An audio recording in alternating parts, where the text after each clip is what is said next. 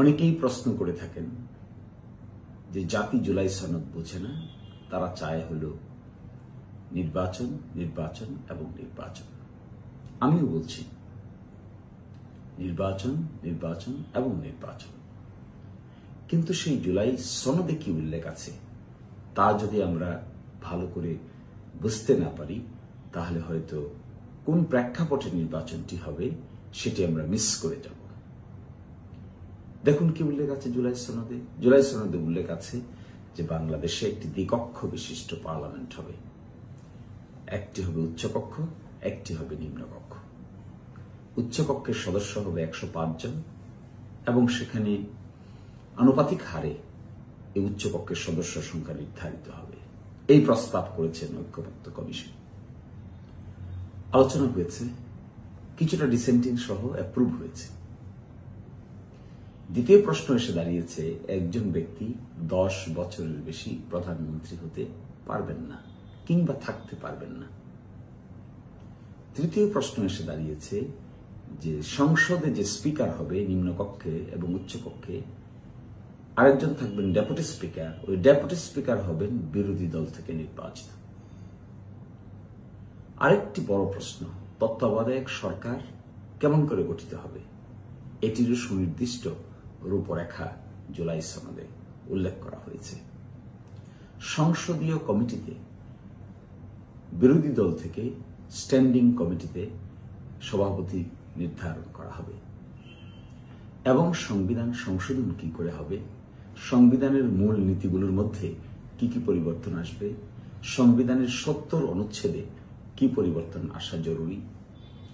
এই যে বড় ধরনের ম্যাসিভ পরিবর্তন, এটি মূলত রাষ্ট্র কাঠামোতে একটি সহনশীল পরিবেশ তৈরি করার জন্যই এই আলোচনাগুলি হয়েছে এবং সিদ্ধান্ত হয়েছে।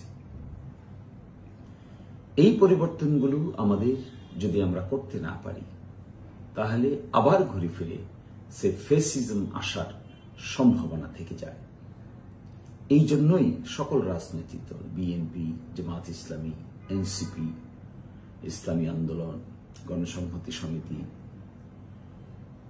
সংহতি আন্দোলন, তারপরে অন্যান্য যে সমস্ত রাজনৈতিক দল আছেন, সকলেই দিনের পর দিন আলোচনা করেছেন, করে ঐকমত্যে পৌঁছেছেন যে এই কাজগুলো আমাদের পরিবর্তন করতে হবে। পরিবর্তন করার পর যে নতুন সংসদ গঠিত হবে, সেই সংসদ সত্যিকার অর্থেই জনগণের ইচ্ছার বহিঃপ্রকাশের ভিত্তিতে যদি গঠিত হয়, তাহলে বাংলাদেশের যে নতুন যাত্রা সেটি টেকসই হবে, উন্নত হবে এবং আমরা ক্ষমতার ভারসাম্য বজায় রেখে গণতান্ত্রিক ব্যবস্থায় নিজেদেরকে প্রতিষ্ঠিত করতে পারব।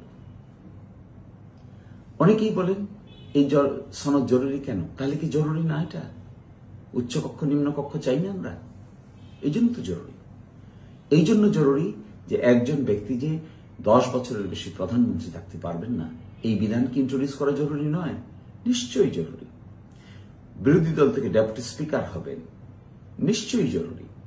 না হয় ক্ষমতার ভারসাম্য কি করে রক্ষা হবে?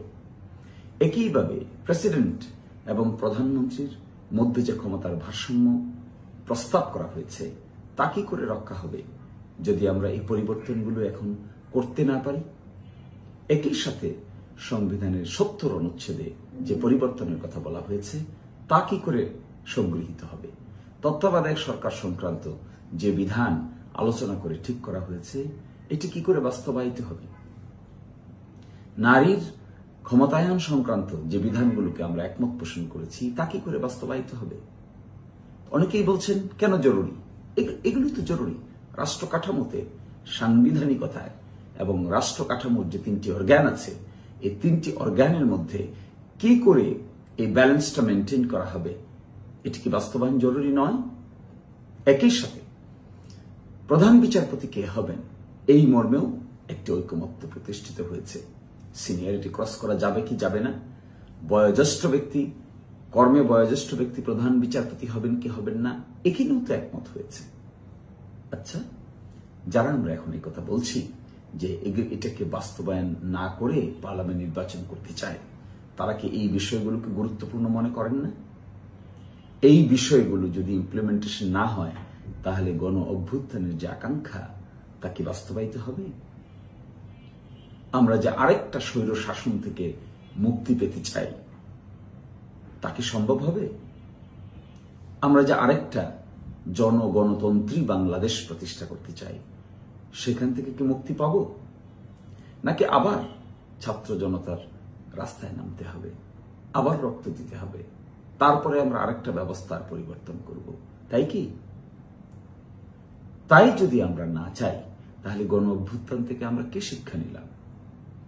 আমরা তো শিক্ষা নিয়েছি রাষ্ট্রীয় মেকানিজম বা কাঠামোর মধ্যে কতগুলো পরিবর্তনের সূচনা আমরা করতে চাই, যে পরিবর্তনগুলোর কারণে রাষ্ট্রটি নিজেই যেন একটি স্বৈরাচার হয়ে উঠতে না পারে, সেই জন্য আমরা একটা ব্যালেন্স মেকানিজম তৈরি করতে চাই সাংবিধানিক ক্ষমতা বন্টনের মধ্য দিয়ে।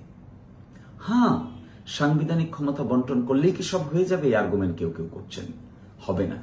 কিন্তু সাংবিধানিক ক্ষমতা বন্টন না করলে কি হয়ে যাবে? কিভাবে হবে?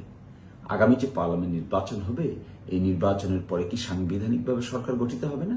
অবশ্যই হবে। তাহলে সেই সংবিধানের মধ্যে এই বিষয়গুলো যদি ইনক্লুড না থাকে, তাহলে কি প্রক্রিয়ায় গঠিত হবে? এই জন্য আমি আজকে আপনাদেরকে বলছি, জুলাই সনদ বাস্তবায়ন আমাদের জাতীয় জীবনের গণতন্ত্রকে এস্টাবলিশ করার জন্য, জুলাই আকাঙ্ক্ষাকে এস্টাবলিশ করার জন্য এবং গণ অভ্যুত্থানের স্পিরিটকে মূল্যায়ন করার জন্য সকলের দরকার। কোন নির্দিষ্ট পলিটিক্যাল পার্টি না, বাংলাদেশের জন্য দরকার, 18 কোটি মানুষের জন্য দরকার, জাতি ধর্ম বর্ণ নির্বিশেষে সকলের জন্য দরকার। রাষ্ট্রীয় কাঠামোতে পরিবর্তনের সূচনা করা দরকার। দেখবেন সত্যি যদি তা আমরা পারি, তাহলে বাংলাদেশের কাঠামোগত পরিবর্তনের কারণে একটি নতুন সিস্টেম এবং ওয়ার্ডার ডেভেলপ করবে। ওই ওয়ার্ডারে আমরা সকলেই বেনিফিটেড হবে। কোনো পার্টিকুলার রাজনৈতিক দলের পক্ষেও যাবে না, বিপক্ষেও যাবে না, বাংলাদেশের জনগণের পক্ষে যাবে। এই জন্যই তো আমরা বলছি, এটিকে আমাদের নিজস্ব কোনো উদ্দেশ্য চরিতার্থ করার জন্য নয়। আমরা যে বলছি, এটি অন্তর দিয়ে উপলব্ধি আশা করি সকলেই করবেন। একটি সমাধান আগামীকালকে থেকে 7 তারিখের মধ্যে হোক, বাস্তবায়নের জন্য আইনি কাঠামো ডিক্লেয়ার করা হোক, একই সাথে নির্বাচনের দিনক্ষণ ঠিক করে জাতি হিসেবে আমরা সকলে মিলে নির্বাচনের দিকে অ্যাটেনশন দেই। নতুন পার্লামেন্ট গঠিত হোক, গণভোট সিস্টেমটা এখানে ইনক্লুড থাকুক, কনস্টিটিউয়েন্ট অ্যাসেম্বলির একটা আংশিক ব্যবস্থাপনাও থাকতে পারে। এরই মধ্য দিয়ে এই চ্যাপ্টার আমরা ক্লোজ করি, নতুন চ্যাপ্টারে পদার্পণ করি। আশা করি সকলেই ভালো থাকবেন। আজকের মতো এখানে বিদায় নিচ্ছি। আল্লাহ হাফেজ।